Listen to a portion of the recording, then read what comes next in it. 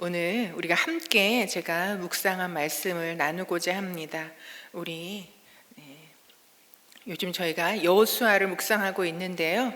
우리 마태복음 1장 1절에서부터 우리 16절까지 말씀을 우리 저와 여러분이 함께 한 절씩 우리 천천히 교독하시겠습니다. 아브라함의 자손이요 다윗의 자손인 예수 그리스도의 계보는 이러하다. 아브라함은 이삭을 낳고 이삭은 야곱을 낳고 야곱은 유다와 그의 형제들을 낳고 유다는 다말에게서 베레스와 세라를 낳고 베레스는 헤스론을 낳고 헤스론은 람을 낳고 람은 아미나답을 낳고 아미나답은 나손을 낳고 나손은 살몬을 낳고 살몬은 라합에게서 보아스를 낳고 보아스는 루색에서 오벳을 낳고 오벳은 이새를 낳고 이새는 다윗 왕을 낳았다. 다윗은 우리아의 아내였던 이에게서 솔로몬을 낳고 솔로몬은 르호보암을 낳고 르호보암은 아비야를 낳고 아비야는 아삽을 낳고 아삽은 여호사밧을 낳고 여호사밧은 요람을 낳고 요람은 우시야를 낳고 우시야는 요담을 낳고 요담은 아하스를 낳고 아하스는 히스기야를 낳고 히스기야는 므낫세를 낳고 므낫세는 아모스를 낳고 아모스는 요시야를 낳고 예루살렘 주민이 바벨론으로 끌려갈 무렵에 요시야는 여고냐와 그의 형제들을 낳았다.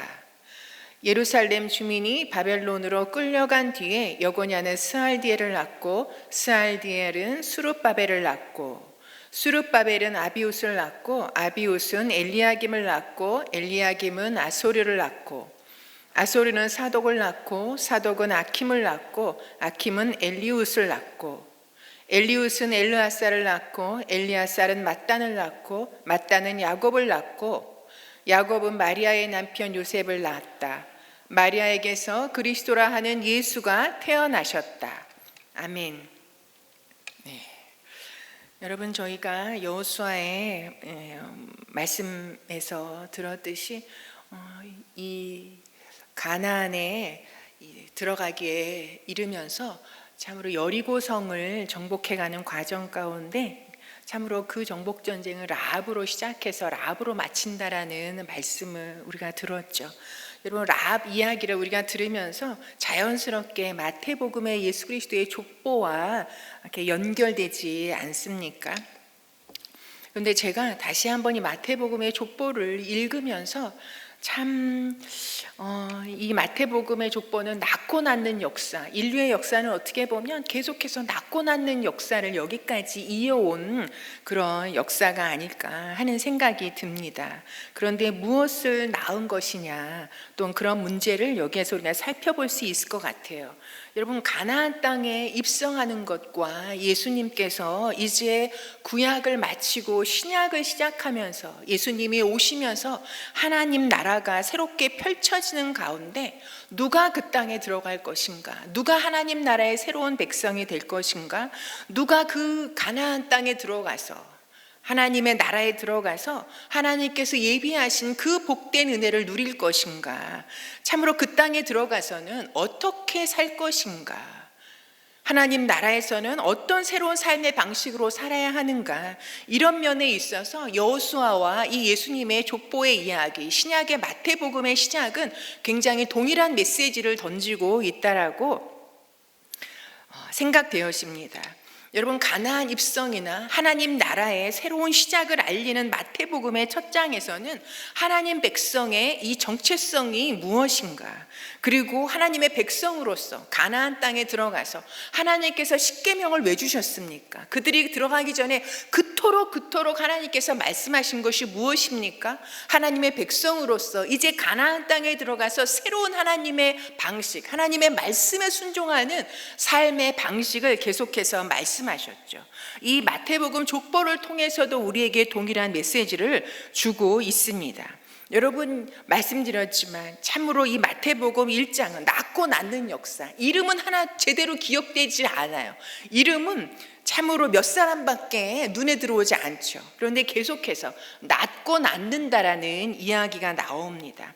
그런데 여러분, 우리가 이 말씀을 통해서 보면요, 우리가 아브라함을 대단한 믿음의 사람으로 생각하지만, 그리고 다윗을 우리가 엄청난 믿음의 사람으로 생각하지만, 여러분, 이들의 생활과 참으로 이들의 삶의 모습을 우리가 자세하게 여러분 우리가 생각해 보면요, 이 사람들도 건강한 사람들이 아니었어요.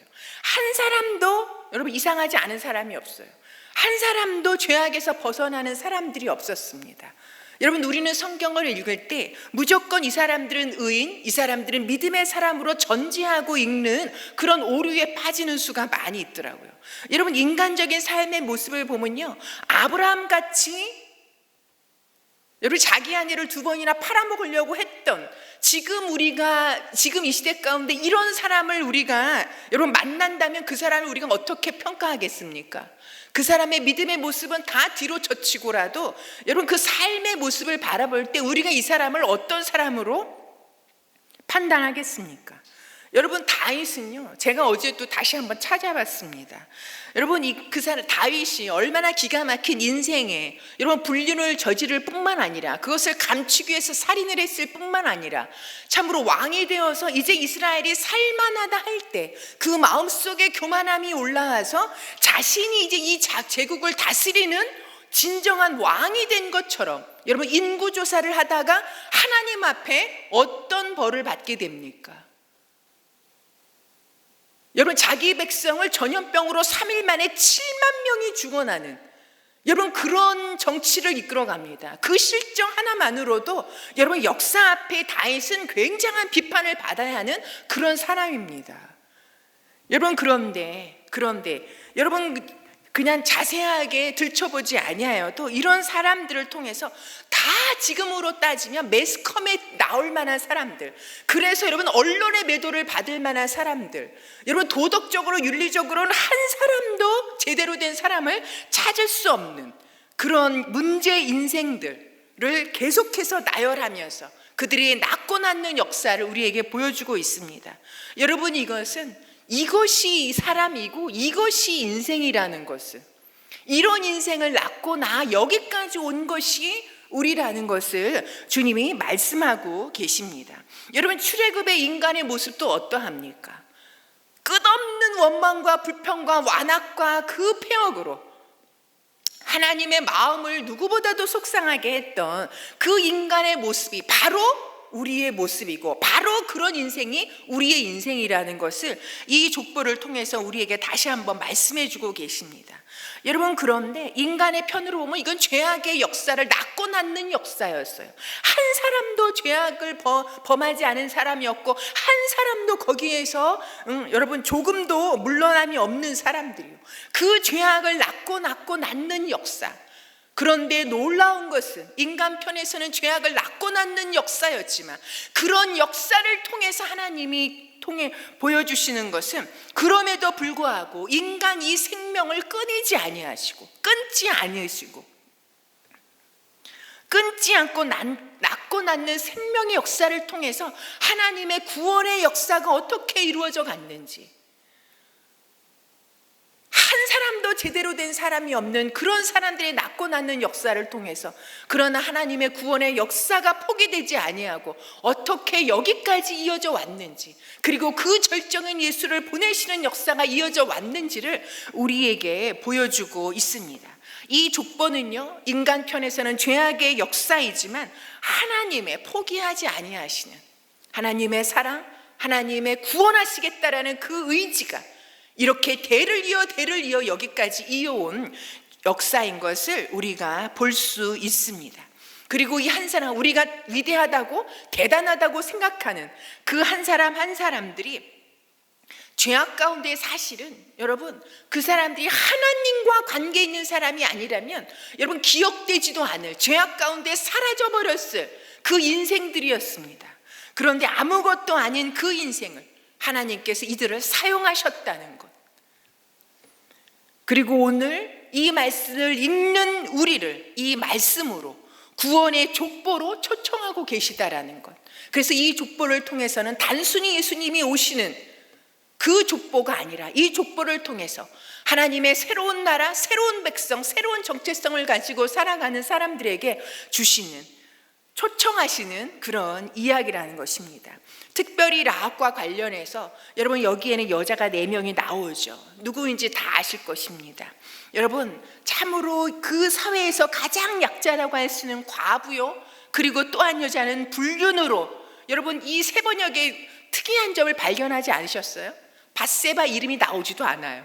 우리아의 참 그런 불륜의 여자, 그리고 또 여러분 이방 여자, 라합은 이방 여자였을 뿐만 아니라 여러분 창녀였다라고 반복해서 말씀하십니다. 그리고 마리아는 어떤 여자입니까? 여러분 시골 출신, 참으로 시골 구석에 있는 작은 소녀 같은 여자.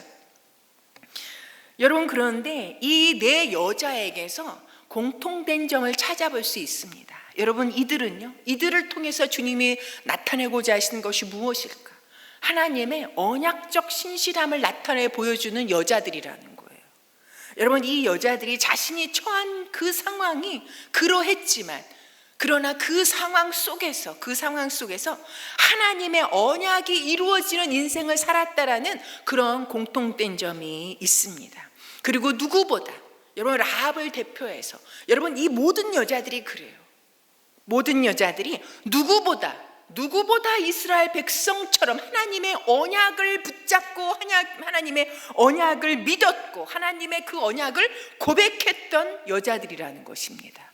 여러분 여자는 사람의 축도 들어가지 아니한 그 시절에, 족보에 이름조차 올릴 수 없는 그 시절에, 그리고 예수님의 족보 가운데 참으로 이런 말도 안 되는 사람들을 올리신 그 목적이 다른 어떤 것에 있지 아니하고,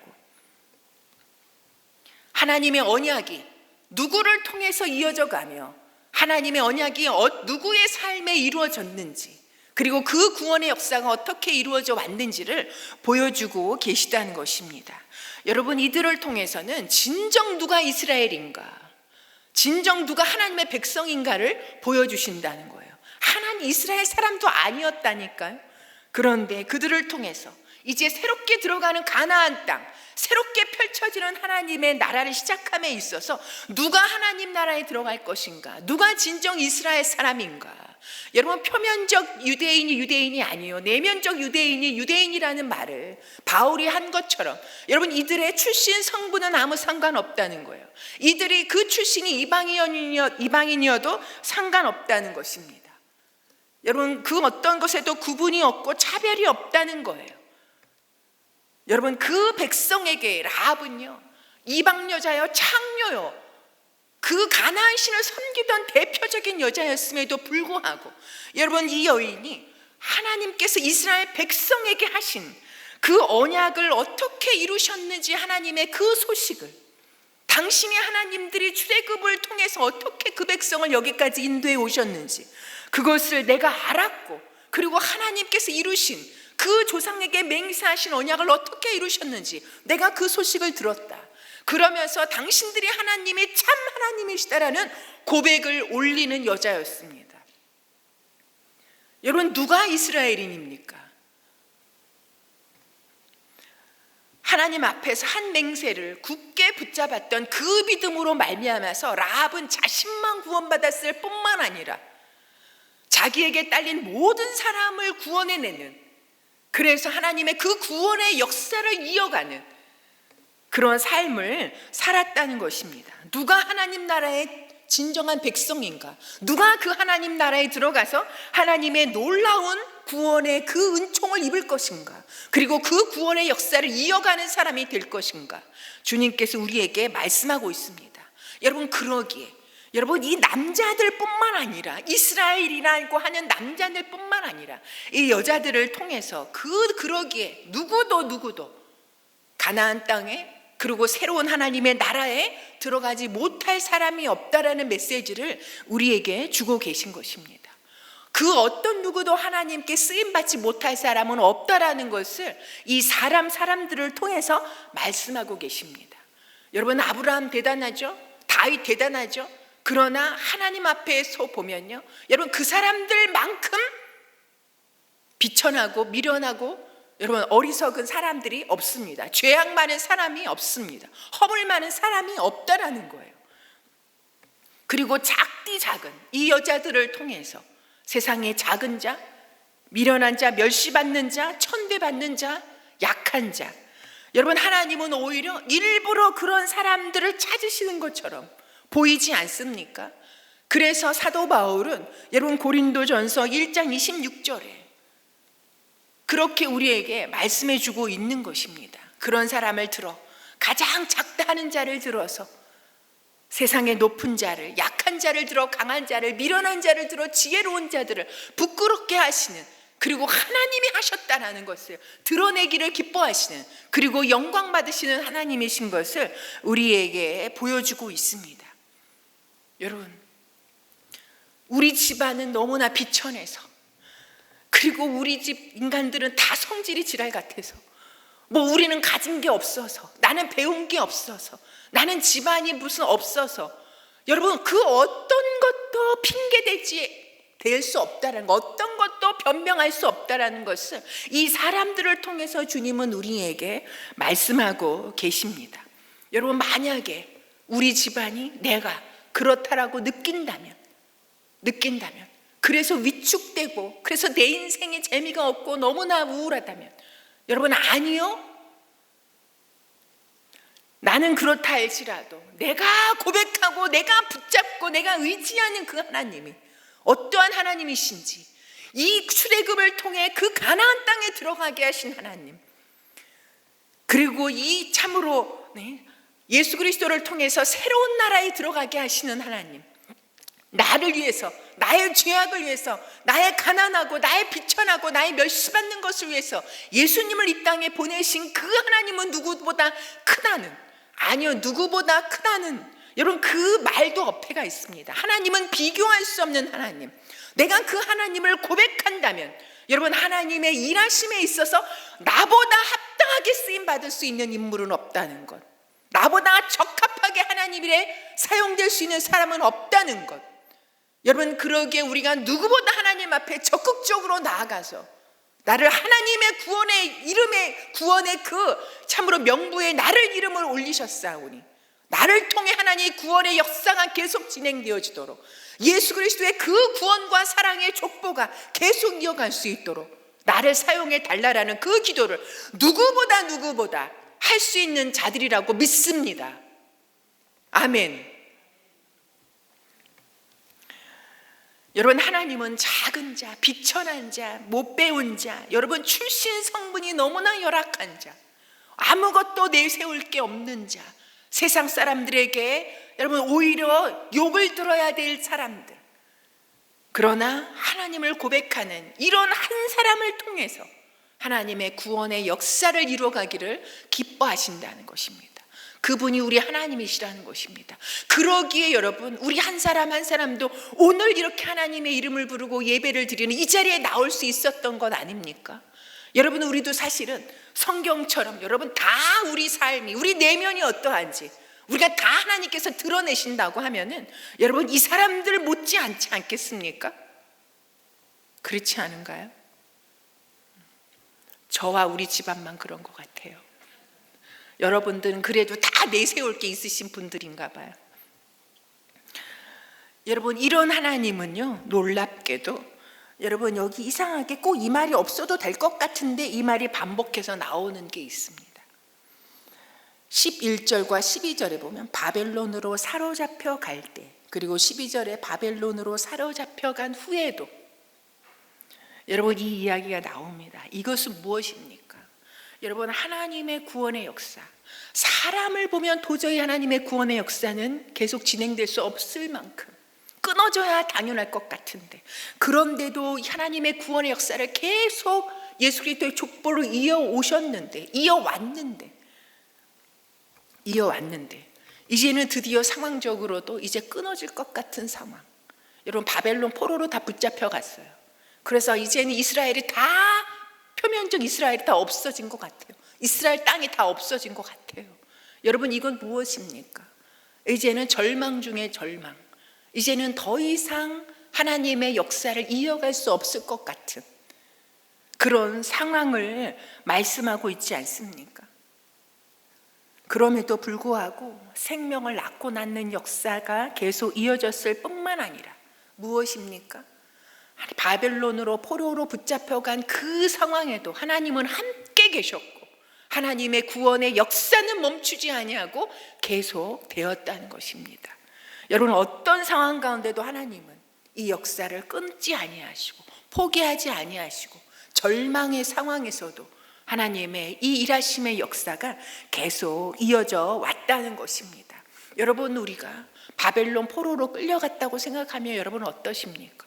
여러분, 그런데 이것이 물리적으로 끌려간 것, 바벨론 포로로 끌려간 것만을 말하는 것이 아니라 여러분, 우리의 삶이 얼마든지 이 문제 저 문제에 붙잡혀서 우리가 그 바벨론의 포로에 붙잡혀 간 것 같은 상황에 처해 있지 않습니까? 여러분, 지금 아프간 상황을 봐도 여러분 바벨론 포로에 붙잡혀 가서 다 갇혀 있는 것 같은, 그리고 그 땅을 떠난 사람들은 여러분 포로로 참으로 이 끌려 나와서 어디로 갈 바를 알지 못하고 어디에 정착할 바를 알지 못하고 그 인생이 다 끊어진 것 같은, 그 지방이 다 끊어진 것 같은 그런 절망의 상황 가운데 숨을 쉬고 있지 않겠습니까? 그런데도 하나님은 그 역사 가운데도 반드시 함께 하시며 그 역사 가운데도 하나님의 일하심이 멈추지 아니하고 계속될 거라는 것을 우리에게 말씀해 주고 계십니다. 이건 인간적인 우리 개인적인 삶 가운데도 여전히 동일합니다. 여러분, 우리가 이 문제 저 문제로 바벨론의 포로로 붙잡혀가 있는 것 같은 상황, 그래서 절망의 상황, 소망이 보이지 않는 상황, 이 상황이 언제 끝날지 알지 못하는 상황. 여러분, 이스라엘 백성은요 바벨론 포로에 주님께서 이미 말씀하셨어요. 70년이 차면 회복시키실 것이라고. 그런데도 그들은 믿지 못했어요. 왜냐하면 눈에 보이는 상황만 보면 믿지 못합니다. 70년은 무슨 70년, 1년도 70년 같고 70년이 700년, 7000년 같이 느껴지는 그런 상황 아니겠습니까? 여러분, 그러기에 우리는 두려움과 이 불안에 떨 수밖에 없는 그런 상황이 끊임없이 우리 앞에 펼쳐집니다. 바벨론 포로로 끌려가는 건요 우리 상황 가운데 끊임없이 계속될 거예요.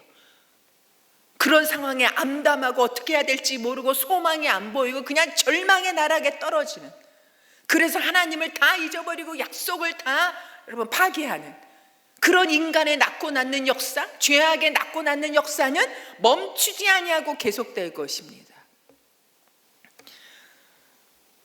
우리가 아무리 그러나 여러분 바벨론 포로로 붙잡혀가 있는 것 같다 할지라도 여러분 그 속에서 하나님의 구원의 역사가 계속해서 진행되어서 그 속에서도 하나님의 역사가 계속 진행되어 결국은 하나님의 말씀의 절정인 예수 그리스도를 보내셨다는 것, 여러분 이것은 무엇을 의미합니까?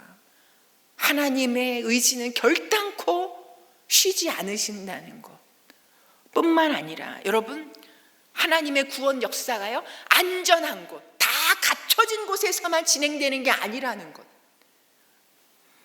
여러분, 그리고 어떤 상황이 진정 안전한 곳입니까? 이스라엘 백성들이 이스라엘 땅에 있을 때 진정 안식을 누리고 믿음의 그런 안전함을 누렸습니까? 아니요. 아무리 이스라엘 땅에 있어도요, 우리가 아무리 예배당 안에 있어도요, 하나님을 떠나 있으면 그곳이 가장 저주받을 곳이요 심판받을 곳입니다. 그러나 바벨론 포로에 끌려가 있어도 그곳에서 하나님과 함께 한다면, 그곳에 계신 하나님을 붙잡고 하나님과 동행하는 삶을 산다면 여러분 그곳이 가장 안전한 곳이요, 그곳이 구원의 역사를 이루어갈 수 있는 곳이라는 것. 여러분, 그러기에 우리가 어느 곳에 처하느냐, 바벨론에 있느냐 이스라엘에 있느냐, 여러분 그것이 중요한 것이 아니라 어디에 있든 하나님을 기억하고 하나님과 함께하는 그 삶이 하나님 백성으로서의 삶이요, 그리고 하나님과 함께하는 삶이 새로운 방식의 삶이라는 것, 그곳이 하나님께서 펼치시는 새로운 나라요, 그곳이 바로 가나안 땅이라는 것을 우리에게 말씀해 주고 계십니다. 여러분, 우리가 바벨론 같은 상황에 있다 할지라도, 아니요, 바벨론 포로에서 회복된 그 상황 가운데 있다 할지라도 여러분 우리가 낳고 낳는 인생은 계속될 것입니다. 그러나 무엇을 낳기 위해서, 이어가는 삶이 되기를 소망하십니까? 무엇을 낳기 위해서 수고하는 삶을 살기를 소망하십니까? 남은 인생을 무엇을 낳고 낳는 인생으로 이어가기를 원하십니까? 여러분, 저는 사람의 위대함은요, 아브라함의 위대함, 다윗의 위대함, 여러분, 이들의 위대함은요 다른 데 있지 않았어요. 이들이 많이 얻은 그 재산, 그 높이 올라갔던, 그래서 이스라엘 전역을 다스리는 왕이 되었던 것, 거기에 위대함이 있지 않았습니다. 여러분, 이들은 말씀드렸지만 그 죄악을 살피면요 살아남을 수 없는,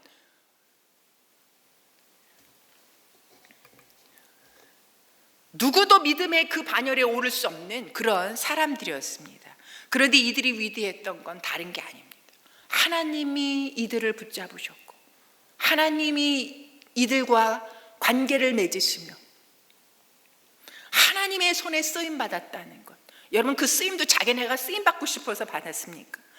하나님을 고백하는 그 믿음의 자리에 있었던 것. 여러분, 하나님을 떠나서는 이들이 위대한 사람이었다라고 말할 수 없다는 것입니다. 여러분, 우리 삶이 소중한 건요, 내가 뭘 많이 가지고, 내가 뭐가 되게 예쁘고, 내가 무슨 뭐 대단해서가 아니지 않습니까? 우리 삶이 소중한 건요 다른 게 아니에요.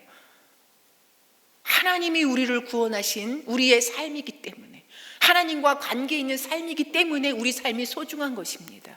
여러분, 아무리 화려하고 아무리 많이 갖추고 아무리 높은 자리에 있다 할지라도요, 여러분, 하나님과 관계없는 삶은요 그것이 다 벗어 던져지면 그냥 먼지같이 없어질 아무것도 아닌 인생이라는 것, 우리가 죽음 앞에서 그것을 발견하게 되지 않습니까? 여러분, 그러기에 사람의 위대함은 무엇을 많이 가졌느냐가 아니라 하나님의 손에 있느냐, 하나님의 구원을 받은 자이냐, 하나님과 관계 맺은 사람이냐, 거기에 한 사람의 위대한 인생이 있다는 것입니다. 여러분, 나는 여전히 죄의 모습이 가득하고 아무리 우리가 믿음의 자리에 있고 믿음의 삶을 살고자 씨름하여도 우리는 죄를 먹고 마시는 자일 수밖에 없는, 이 죄악의 통 속에 우리가 살고 있는 여러분 우리의 모습입니다. 그래서 죄의 모습이 가득하고, 그리고 내 인간적인 모습은 아무리 연약하고 여러분 약해도, 그러나 우리는 이미 구원받은 백성으로 하나님 나라에 입성해 있는, 가나안 땅에 입성해 있는 우리라는 것을 기억하는 우리가 되기를 소망합니다. 그러기에 우리의 남은 인생을 무엇을 낳고 낳는 인생이 될 것인가? 여러분, 다른 것에 있지 아니하고, 여러분, 대단한 것에 있지 아니하고, 오늘 이곳에서 여러분, 이 비천한 여인들이 하나님의 그 언약적 신실함을 드러내는 상징과 같은 인물인 것처럼, 여러분, 우리가 하나님의 언약의 말씀, 이 성경으로 대표되어지는 이 말씀들을 우리가 굳게 붙잡고, 그리고 오늘의 삶에, 내 순간순간의 삶에 그 하나님의 말씀을 기억하려고 애쓰며 씨름하며 살아가는 그런 평범보다 못한 작고 초라한 내 인생인 것 같지만, 내 인생을 통해서 나도 구원받았을 뿐만 아니라 구원을 이루어가는 삶, 그리고 나와 관계된 모든 사람을 건져내는, 살려내는, 그리고 예수 그리스도의 그 구원의 생명의 족보를 끊이지 않고 이어가는 그런 인생을 살아가는 우리 모두가 되기를 소망합니다. 아멘. 네, 우리 오늘 합심해서 기도했으면 좋겠습니다. 무엇보다 하나님의 언약은 하나님의 이름을 두고 맹세하노니 반드시 하나님께서 이루시겠다고 약속하셨습니다. 무엇보다도 하나님 성경 말씀을 우리에게 주심을 우리가 먼저 감사했으면 좋겠습니다. 하나님의 이 말씀을 잘 알아가고, 그리고 이 말씀을 통해서 하나님과의 깊은 관계를 이루어가고, 그리고 이 말씀을 전수해가고, 그리고 하나님의 구원의 그 족보, 생명의 족보를 계속해서 이어가는 삶을 살아가는 나와 우리 가문과 우리 교회가 되게 해달라고 이 시간 우리 함께 기도하시겠습니다.